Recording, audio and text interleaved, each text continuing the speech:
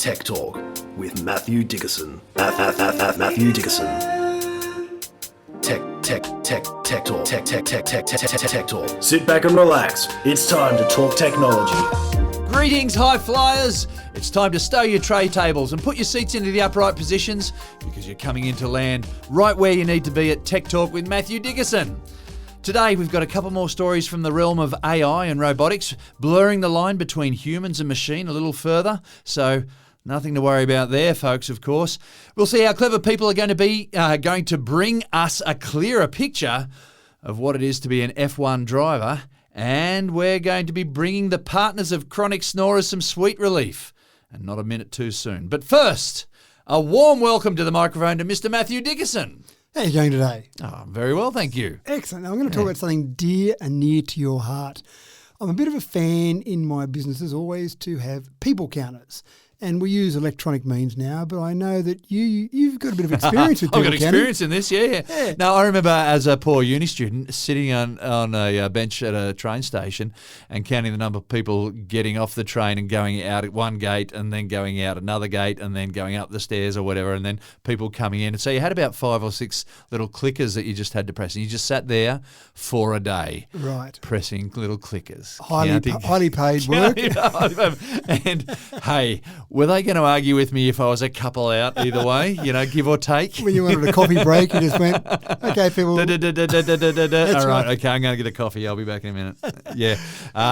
So local councils used to employ poor people like me to just sit there and watch cars, go around roundabouts and things like that and hitting buttons. Yeah, right. I think, is there a technological solution for that these days? Well, certainly there are a number of technology solutions, and I've just upgraded one, which I'm pretty impressed with so far, and I'll talk about that a little bit, but in my shops, I've typically had beam counters, so there's just a beam and people walk through that beam and it notices that you've got on and then off, and so that was kind of the first technology. So you don't have to pay a person to press Not any anymore, buttons, no, right? no, that's right. If I could find someone cheap enough, maybe. But so there's a beam technology, and then it advanced a little bit. So we used to use those in the early days. So we just have a reflector on one side and then a beam on the other side. The beam would cut, and then it would know that someone walked through there. Now, that means if you and I walked side by side, it was just one. So you're not getting everything, but it still gives you a bit of a comparison. Yeah. But then I got some beam counters that were 2 beams, so they actually had 2 beams separated by a couple of centimetres, so it actually gave you in traffic and out traffic, so you got an idea of when people were coming in and when people were going out, so you got a bit of dwell time, how long they were spending in the shop, so some fancy little algorithms to work out that sort of thing. So that seemed a bit better. And then not long ago, I inherited some camera people counters, and they're a bit better. They sit above the door, and they just basically use a camera and a bit of AI to go, that's a person. So if you and I walk in side by side, it still counts those. So I did a bit of a comparison to those versus the beam counters set up in the same shop, and they're more accurate. They certainly give you better data, so it's a slightly higher data count. But I've just had to upgrade one in one of my shops, and the new one I went for, I was talking to them about the camera counters I've got, and I'm pretty happy with those. I said, well, do you want our newest model? I said, sure, tell me about it. And what it does is pretty impressive. So it's a camera counter like the one I described, and it just watches out for people. But then it can work out just from body shapes an estimation of male or female.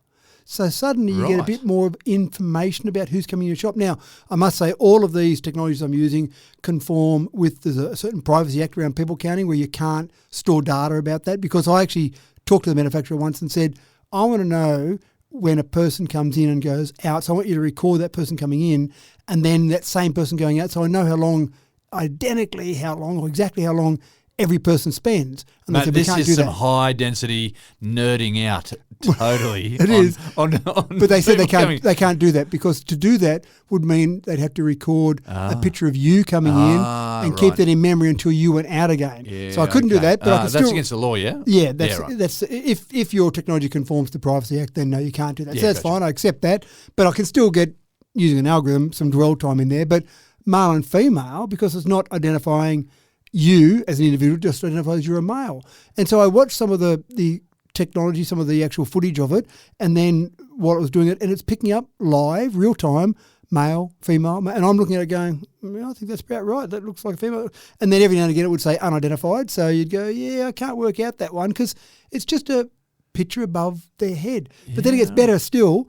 it actually gives you the height of each person that comes in.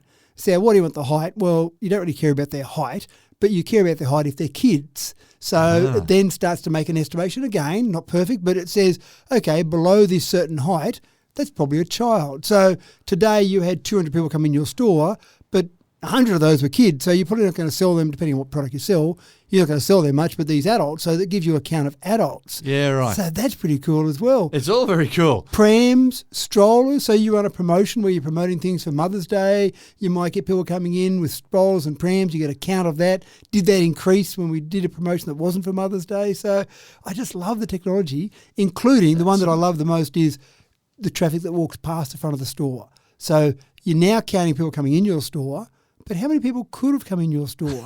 What percentage did you capture? Then you can run different advertising campaigns. Amazing nerding out on people and demographics. Yeah, no, I love it. I do love it. The only thing I haven't been able to work out a way that they can do is get age from it, try and estimate someone's age from a vertical camera shot. And I don't know how you do that. Maybe by the way they walk, maybe their gait. But no, they haven't got that one at this stage. That's the next one I've asked for. And you're looking for some DNA reading on some of these people so you can know about ancestry as well? Well, can you just show me their wallet to see if they've got money in there? Okay, all righty. Well, enough of this fiffle-faff. It's time to get busy on the business you've all tuned in for. Now, here's a story for the lovers of the great outdoors, or, moreover, those who love bringing the great indoors to the great outdoors. Glampers, step right up as we bring you an easily portable, easily stowable outdoor cinema. Just the right thing for watching episodes of Bear Grylls in the great outdoors, Matt.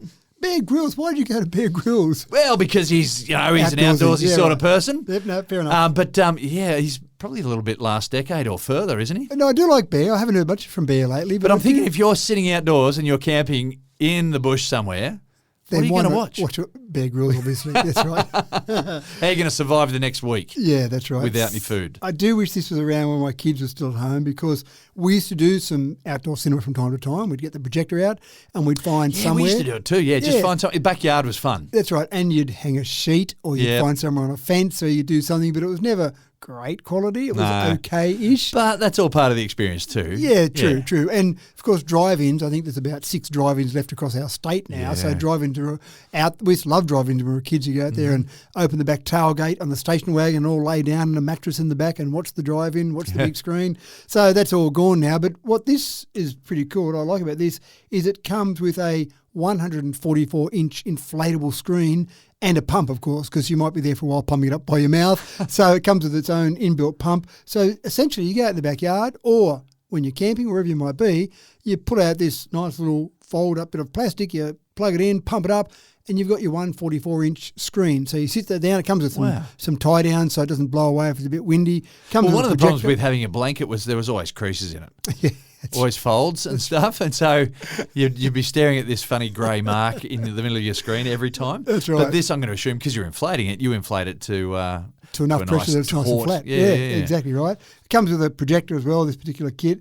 And so essentially you set up the projector, hook up to your phone, whatever you do, want to stream it, plug an SD card, micro SD card in, whatever method you want to run. That's all easy. And you'll be the envy of the camping park. Yeah? And the camping park or your neighbourhood or whatever. But I like the idea that you're probably going to save a bit of money as well because going to the pictures, going to the movies is still a bit expensive. Take the family along, you're paying for everyone. This, you just pay for this device once and then you can stream movies for pretty much free or pretty cost effective to stream those when you're doing it. I don't know how many friends you have to have around before you start to get to the stage where they're saying, hold on, you're now going into the stage where you're putting this on for a group, so you should be paying some licensing fees for that movie. For the family, a few kids, that's okay, but when the neighbourhood kids start gathering around, you end up with a crowd of 50. Should you start paying some licensing? Let's not go there. Just assume that you're doing it in the backyard. Family and friends, that's okay. Keep it all above board. That's right. So, good idea. And the whole idea of this one too, as well, is the projector is bright enough that you can do it outdoors and there might be a few street lights around or the moon maybe, and it's still bright enough that you can watch it, because that was the other problem we used to have. You'd hook up the projector in the pitch black lounge room, it was good, but you go outside where there's a bit of ambient light, not always so good, but this one's designed to do it. So and if the people camping next to you have got their lights on, that's a problem, isn't it? That is a problem. It's called the Laser Outdoor Cinema Bundle. So it's only $280 for the inflatable screen and the projector, so not too bad. So hang on, you could go camping in a tent, not even with a caravan. Like I'm talking just tent, really roughing it, and then you get to the top of the mountain and pull out your cinema screen. That's right. Not sure you can say you're really roughing it when you've got your 144-inch screen that you watch some movie on. You watch Bear Grylls from the top of the mountain on. But it's a possibility. It is.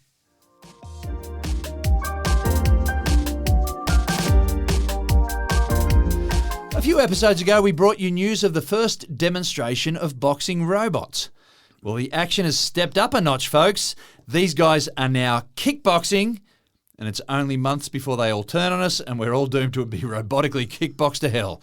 Is that right, Matt? I'm not sure that I'm excited about this because I had the same thoughts that you had. Yeah, that's right. Great, look at that. What are we teaching them to do? That's right. It's fascinating. Look, they're kicking each other. Hold on, they Look can at how stop they bounce kicking back each up other. again. Yeah. So this is still, we did talk about the kickboxing event. There were the 4 robots involved in a kickboxing match where they basically would go on like you would see humans do, and we talked about the fact that maybe it's better for robots to beat each other up than humans beating each other up.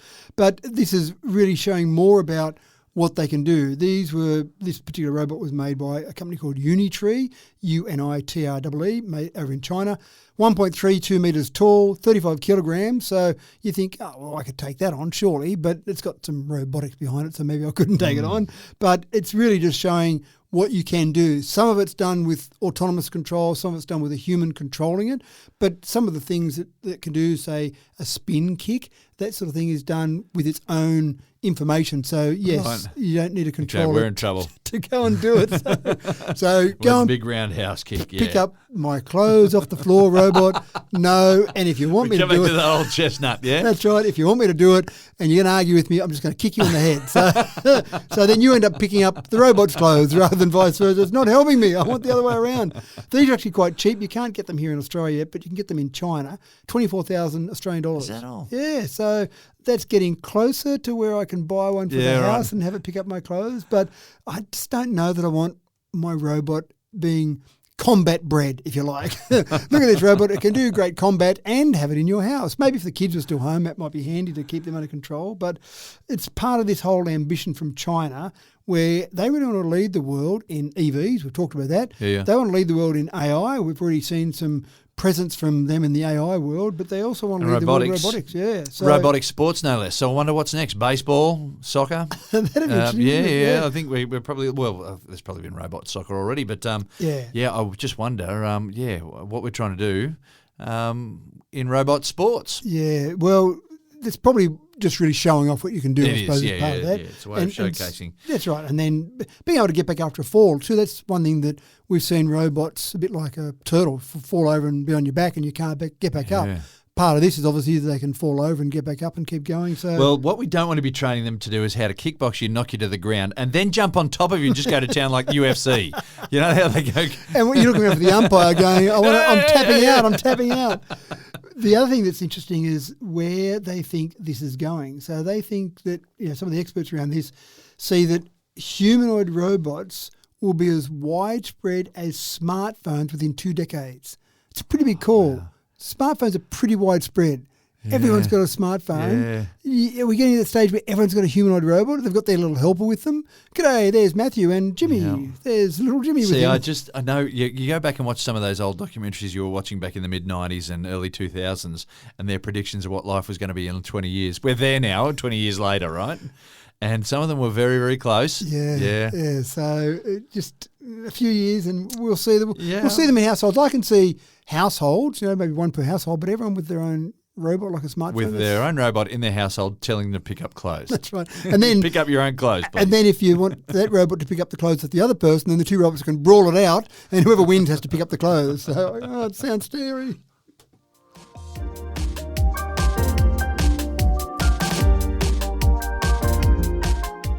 With AI now as sophisticated as it is, creating avatars for people that look and sound like the real deal is a job as easy as 1, 2, 3.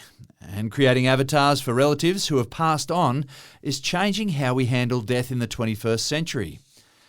Now, mate, is this just weird, or is it something that people are genuinely going to latch onto? Well, people are doing it now, so it is a bit weird, but I remember, if I just talk about my personal experience here briefly, so my dad died about 25 years ago, my mum died about 7 years ago, and I remember, and they both lived long, healthy lives, they're both in their 80s, or well into their 80s, but I remember in the probably 3, maybe up to 6 months after both of them died, there'd be some time I'd be doing something with one of the kids and I'd go, oh, Mum, I'd love to see it. Oh, she's not there. Yeah. Or, gee, I used to ask Dad problems. Dad was a builder, and so there'd be some sort of thing I'd be doing around the house or something. I'd often ring Dad and say, oh, what sort of solution should I put in for this particular problem? So I wonder what to do. I'll just ring Dad. And I can't ring Dad anymore. So I get that you want to kind of have that conversation with people a little bit, but it's part of that processing grief that you realise you can't pick up the phone and ring them. And sometimes I'd actually ring up one of my siblings and say, I was just about to ring Mum and tell her this, I'll ring you instead. And, okay, thanks, I'm second choice here. But you're kind of dealing with that grief in that way.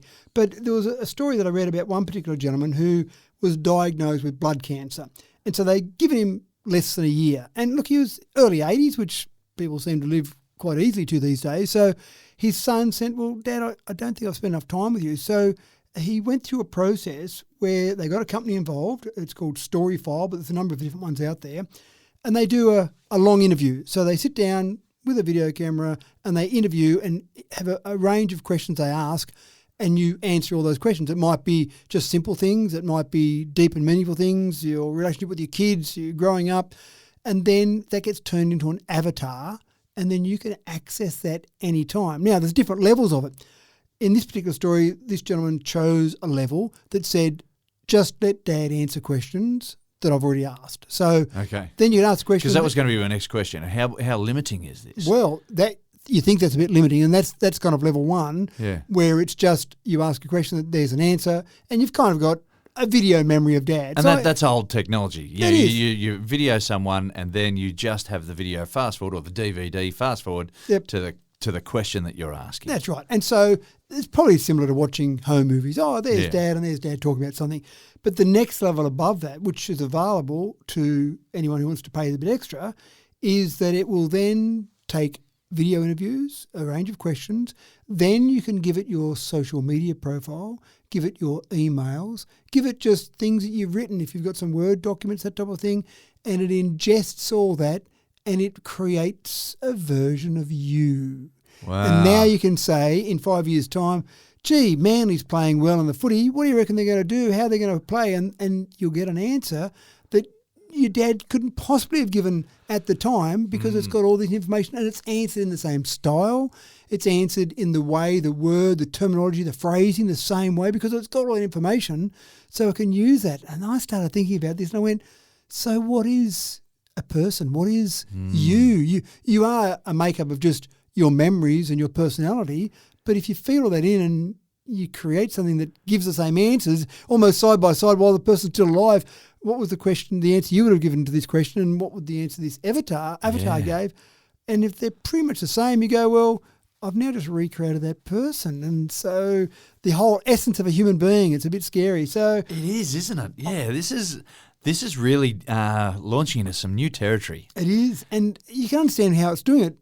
AI, just like a large language model, it's just taking a bunch of previous outputs and then saying, I learn what's the type of answer by all of these other outputs, so I'll just do similar ones to that. And we already know that with some high media profile people, politicians and whatnot, that some of the video footage that we're going to see of them isn't going to be real footage due to AI. So if you can do that with someone who's in existence, why can't you do that with someone who has passed away? Yeah, exactly right. Oh. So it's called grief tech. There are people out there who love it. There are some people out there who say it is bad things or does bad things for your processing of grief because it holds on longer than it should.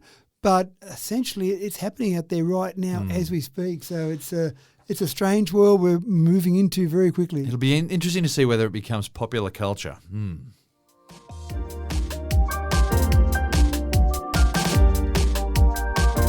Well, with time, medical diagnostic tools just keep getting better and better and better.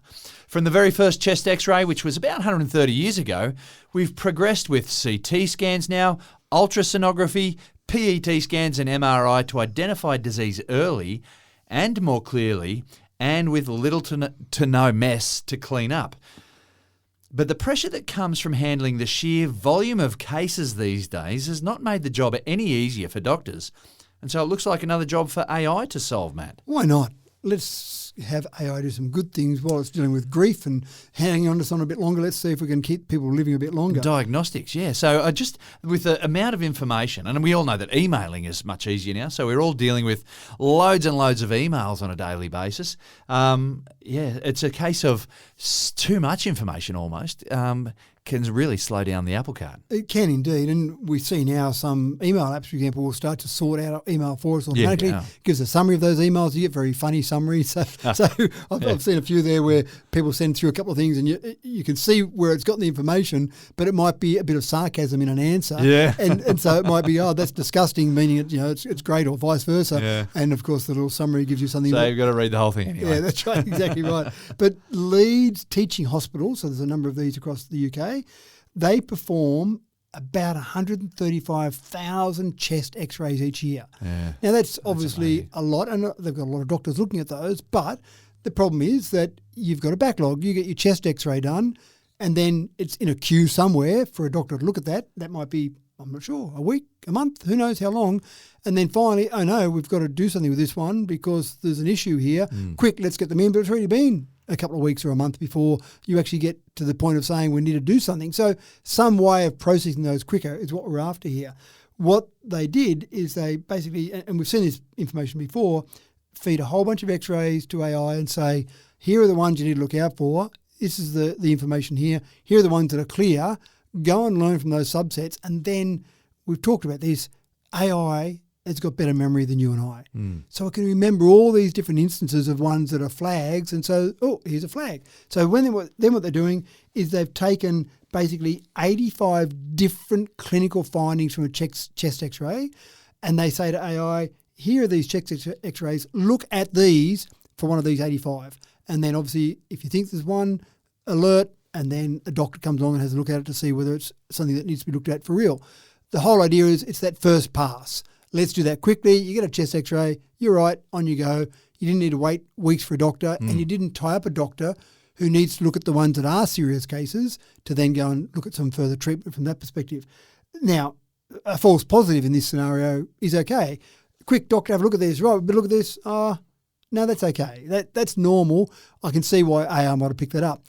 The one that worries me is the false negative, or if you like, the missed positive. I don't think it's a term. I've just made that up. But the false negative where they've missed one where, okay, everything was clear on that, but it's not. Now, that can happen with doctors as well. Yeah. And you see situations where doctors are humans. They can get tired. They can be worked too long. They can be distracted by something. They can miss things on an x-ray. Now, you hope not very often, but I'm sure it happens.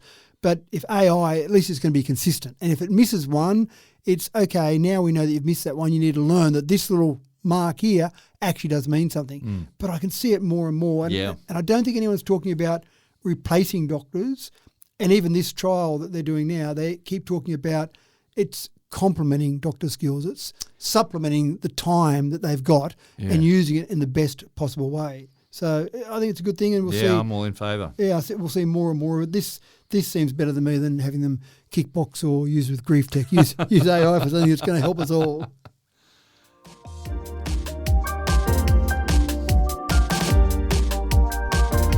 For those of us who battle snorers each night, for shift workers who battle daytime hum from outside, just getting a decent 8 hours sleep is a trial all of its own.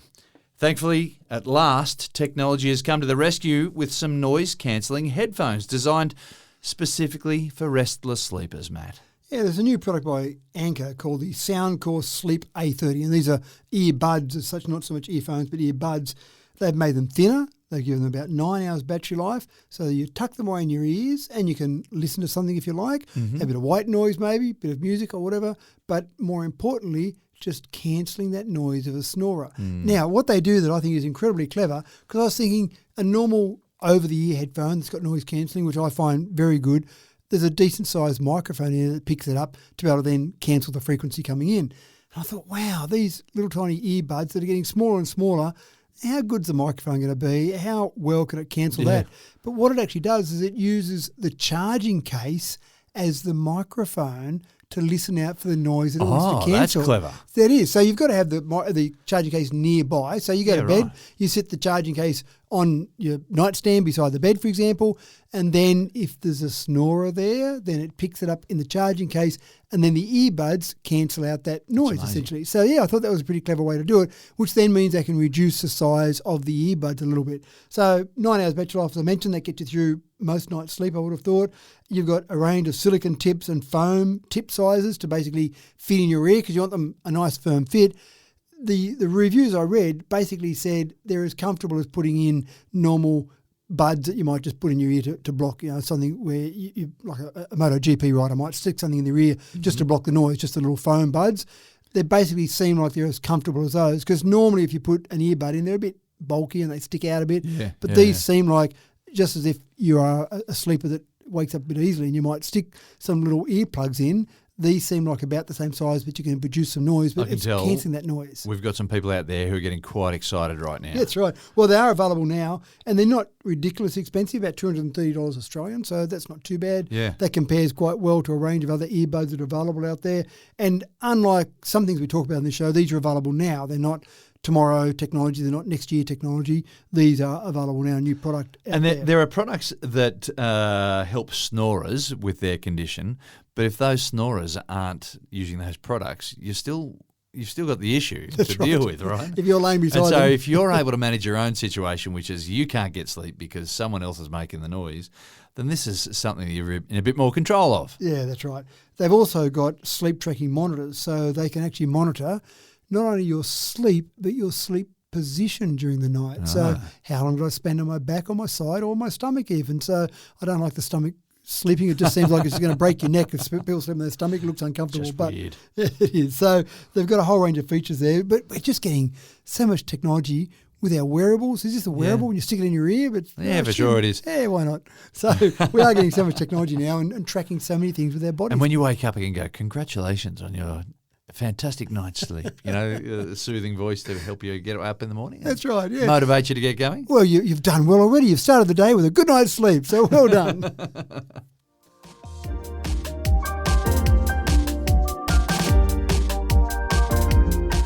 Capturing the action of Formula One racing is a tricky thing to do. Getting a decent picture that isn't too shaky or blurred while avoiding any chance of creating drag on the car is a very difficult thing. But Matt, Apple have come up with a really suitable solution.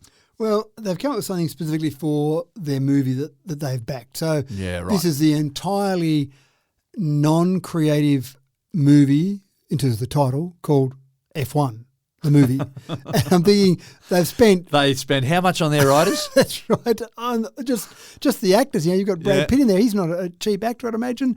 But surely their marketing department, someone said, let's come up with a movie name that's really cool. And someone said F1, that's it. You've nailed it. So the question I have then is the sequel called F2? Because that's a problem because there is Formula 2, which is a stepping stone to Formula 1. So that gets very confusing for people. But before I get into what Apple have done with that, I want to go back and talk about Peter Williamson.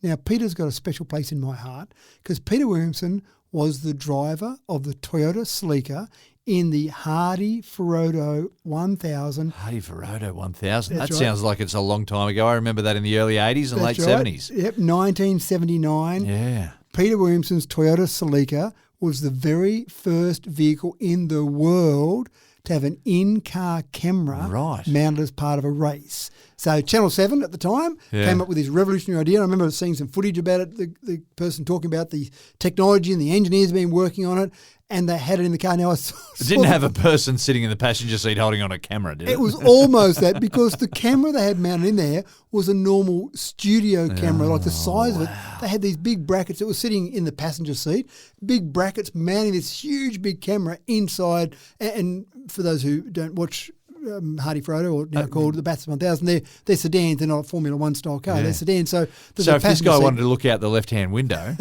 There's a big camera there that was blocking it. And the footage wasn't too bad, but what they did, so the way they developed that technology in 1979 was they had a helicopter that would hover as the car drove around the track that would essentially follow them in the air, loosely follow them because it could only transmit a short distance. So they were transmitting from there to the helicopter back down to the base station and then back out to the footage. But for the footage that it was, compared to the normal footage of camera technology at the time, it wasn't too bad. So we pioneered that here in Australia, and Bath is not far from where we are today. So that was fantastic. So, and they had a microphone, which I love as well. You see now when you talk to drivers as they're driving along, you think they're doing incredible speeds through these various tight corners, and you're just having chatting about the weather away. as they go. Unbelievable. So then over in America, the Daytona 500, the CBS had the broadcast rights at that stage.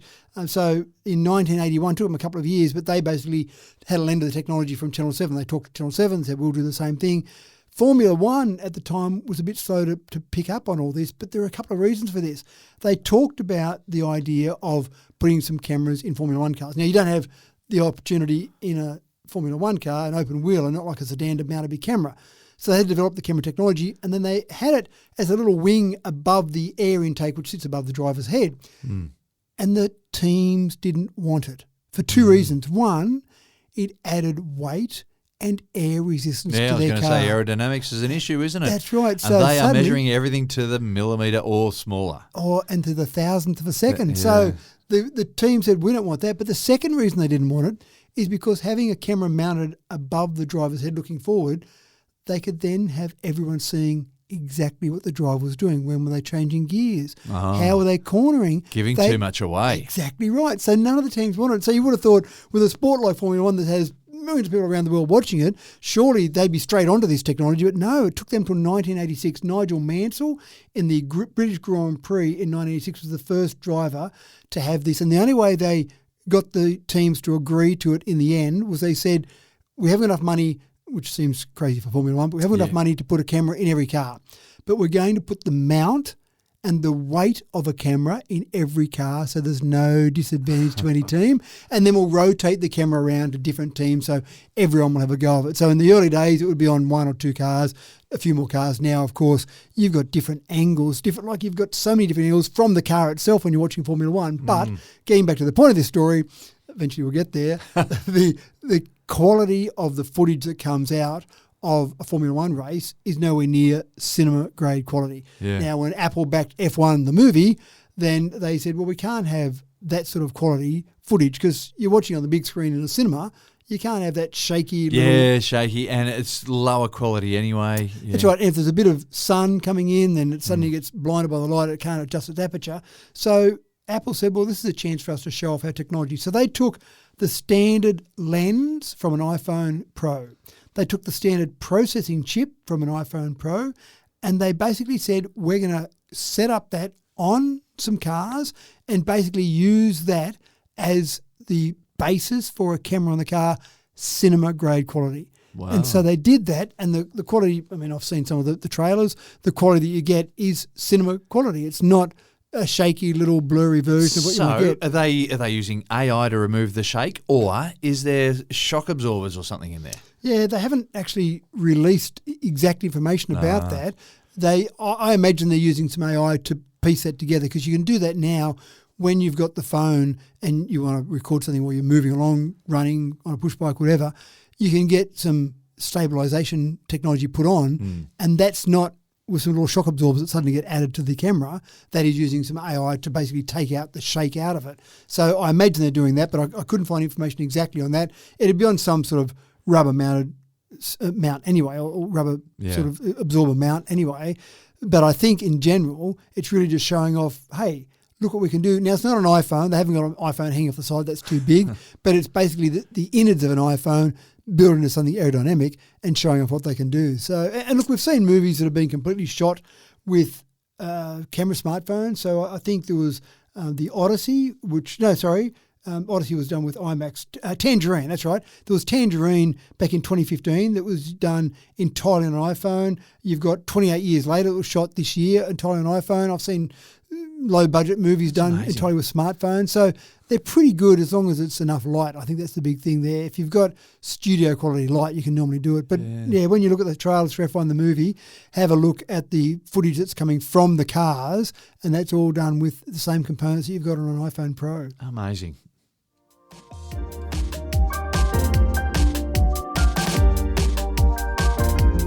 While tech boffins tangle with software and hardware to make their robots move and respond more and more like humans these days, other human qualities still have some way to go.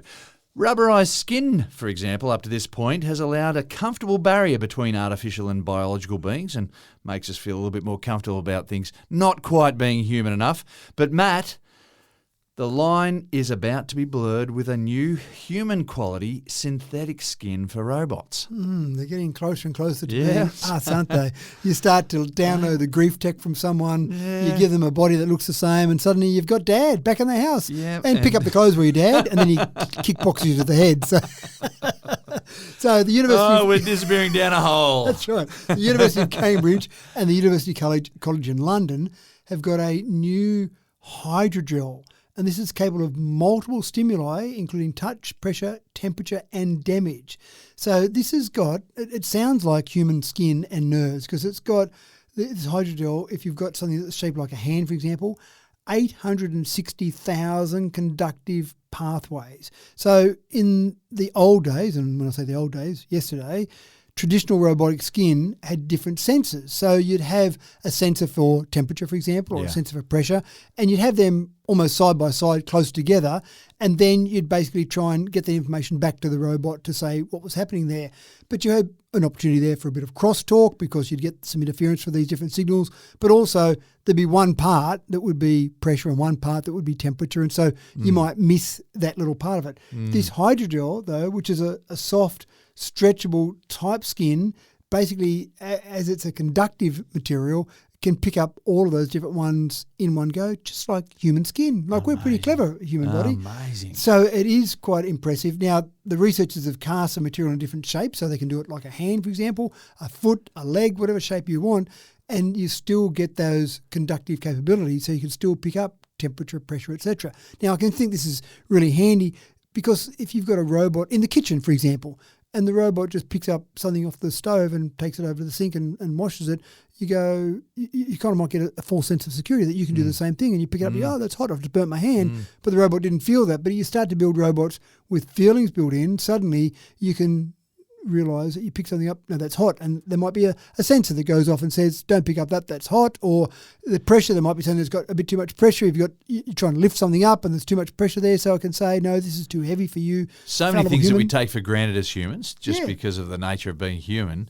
And I can just imagine there are probably enormous applications for this. Enormous. But it's just very alarming that we've gotten so good at mimicking the human form and the human being. That is the scary part. We're now at this stage where we're ready to blur the line almost completely. And the next part, which I think they're not there yet, but this is the potential for this research, when you talk about prosthetics. Yeah. So you get a prosthetic hand, arm, foot, leg, whatever it might be.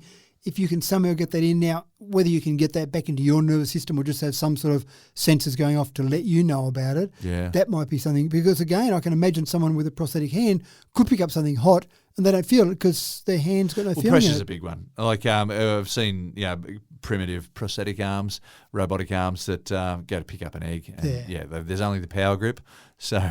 And that's the test, isn't it? The egg is the test. Yeah. You pick up an egg. Yep. If you can get that right with the right pressure, then you can start to do a lot more. So but also manipulating little sewing needles and things like that. You've got to have that fine precision grip. Yeah. And that requires pressure sensors. Yep. And so maybe not temperature as you're talking about, but this human form is a very, very complex one, and to be able to mimic it is mind-boggling completely. And we're finding whole scientific projects done to mimic one part of it. So, we are pretty clever. Let's pat ourselves on the back. We're okay, you know. Well done, team.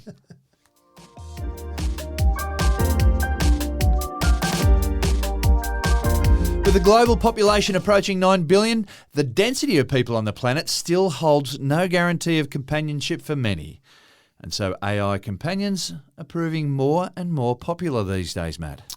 Apps like Replika, spelt with a K, Replika, Chai, Chai, Character.ai, I'm not familiar with them, but these are some of the apps out there, some companion apps that are basically being companions for people. So those three there have been downloaded 10 million times on the Google Play Store alone. And we're talking about avatars being created where you're able to control the sort of person you want to meet or know. Yeah, that's right. And then that person takes on a life of their own, but they're just a an avatar. They're your best friend forever. You can control the friend and get your friend to do what you want them to do, but be a companion. And what constitutes a companion? Someone who you can talk to, and someone hopefully who will talk back to you, and stimulate some conversation, and that restores the human condition. I think this is a good thing, but yeah, it's just weird for me. Well, users are seeking these AI companions for therapy. Yeah, that's fair enough. Yeah. Tutoring, yeah, that's good. Empathy, romance, just someone to talk to without judgment. So a whole range of different things they're being used for. And I think the psychologists around the world are a little bit torn between these. On one hand, they're talking about the fact that it might help improve real-world relationships. They've got to have some form of relationship. They might help them show a bit of empathy, maybe help them overcome social inhibitions. But then some people believe that when people start to get comfortable with these AI companions, they do start to become maybe a bit more distant from society because they're happy in their home with their AI companion. Now, when you start to combine that with a physical version of this, or with a robot that you can talk to all day, you might just start to become completely cut off from the rest of society. But then, as we talked about before with the grief tech, what is a person? Is it the end of the world that you're having a conversation with someone that gives you answers back? And I find myself doing that when I use ChatGPT. Sometimes I'll pick up an error and I go, oh, thank you, Matthew. Well picked up on that particular error there. And you go, oh, thanks very much. I got a compliment from Chat. But they're always very positive. I don't know that Chat's ever told me that I'm an idiot. Don't know that Chat's ever got up me for getting something wrong. It just gives me very much positive reinforcement. It makes me feel good about myself. So maybe it's not so bad. Provided the avatar isn't going to take you down some antisocial, antisocial, racist or otherwise misogynistic sort of path of life, provided it keeps you open, I guess. I think I'm okay with it. Well, but the California Senate is a bit worried about it. They've actually passed a bill to regulate AI chatbots, requiring them to remind users they are not human and disclose data around handling things like suicide risks, for example. So it's one of the things that lawmakers are worried about it. Where's it all going? Where does it end up? I don't know where it's going to end up. But again, a bit like with the grief tech, if you can have a conversation with an app that seems like a human conversation, gives you answers. There are so many things that are passing the Turing test now, aren't they, where that's right. You can get confused as to whether you're talking to a human or AI. And so, poor old Alan Turing will be going, this is what I envisage with the Turing test, and wow, it's just gone so far. We live in interesting times, don't we? We live in interesting times.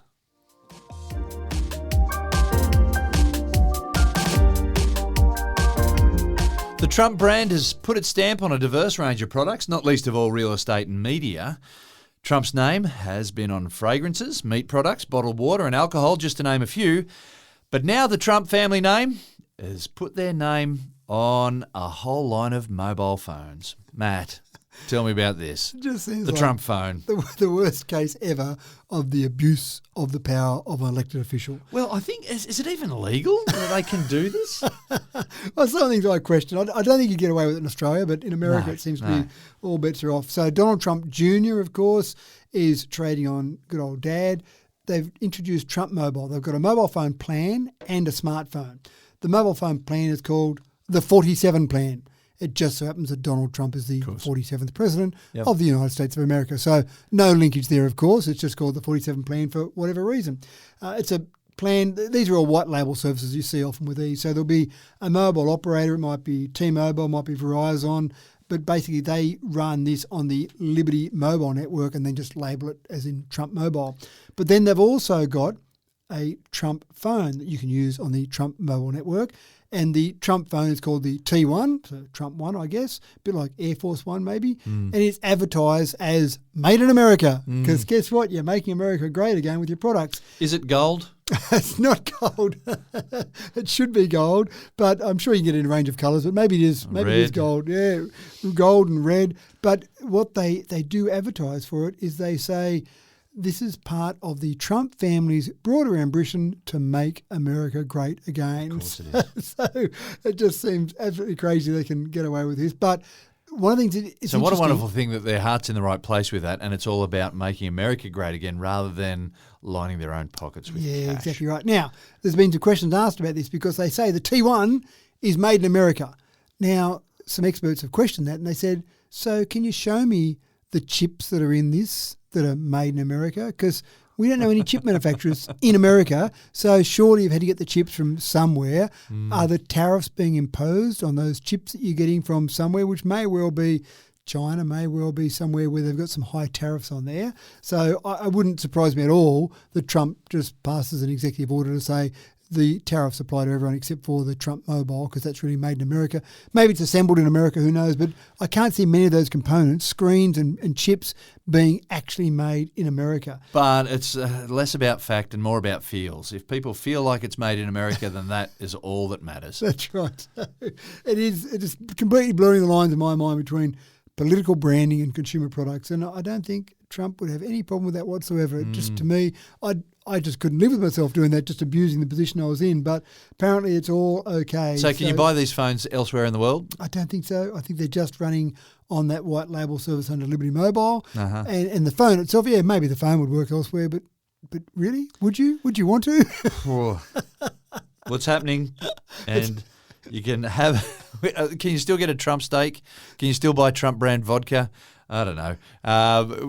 This is just on another list. I wonder how long it'll last for. Yeah. Well, he did launch, of course, a cryptocurrency. If you remember, back last year, there was World Liberty Financial, a decentralized coin platform. So basically a cryptocurrency under the Trump brand. And look, when you've got 50% of the population that voted in America voting for Trump, you've probably got a fair few people who love the guy, and they'd love to have a T1 prepared mobile. To pay for your legal bills after all your criminal cases that you've had to go through. So. That's right. Yeah, so I can't see it going across the world anywhere, but in America, sure, go for it. He set a precedent, though. We'll wonder how many other presidents and prime ministers around the world will set up their own mobile phone telco. And that's all we have for you today, folks. Thankfully, we've run out of stories. No more Trump stories right now. We've reached the end of the rope, and we are dangling. Thanks for another cracking tech talk, though, Matt. Yeah, I'm not sure if I've got to go and practice my kickboxing to compete with my robot, just to ready yourself, or just find somewhere in the house that I can hide. So I'm not sure which to do.